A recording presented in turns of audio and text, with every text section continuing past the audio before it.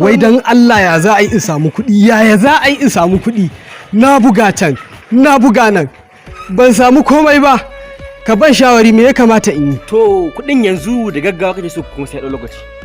Haba ka fahimce ni man, da gaggawa nake bukata wallahi, da gaggawa nake bukata. Shikenan. Yanzu ka zo, na san inda zan mu je in kai ka samu kuɗi.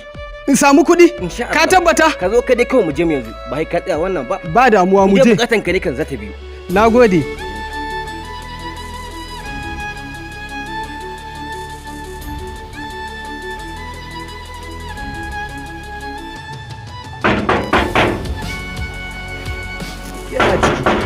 Kowa ne.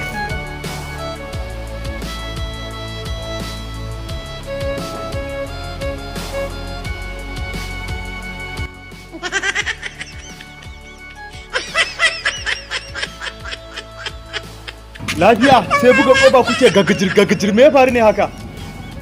Kamar sa bayani ne. Ai lafiya, na kawo customer ne yana bukatan kuɗi. Okay to kamar nawa yake bukata? Zan faɗa.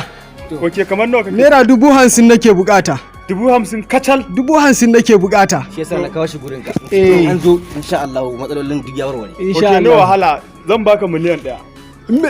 Miliyon ɗaya? Kware miliyan 1. Amma da sharadi.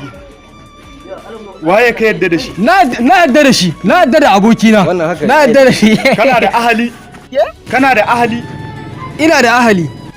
To kai kuma idan na baka dukiyan nan ka tabbatar ka kai wa ahalinsa. Ka tabbatar ka kai wa ahalinsa. Kai kuma zo mu je a cire. Me za a cire? Kanka za a cire man.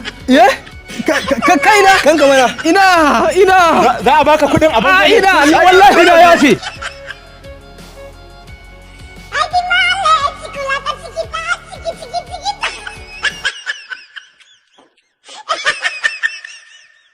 Ha ha ha!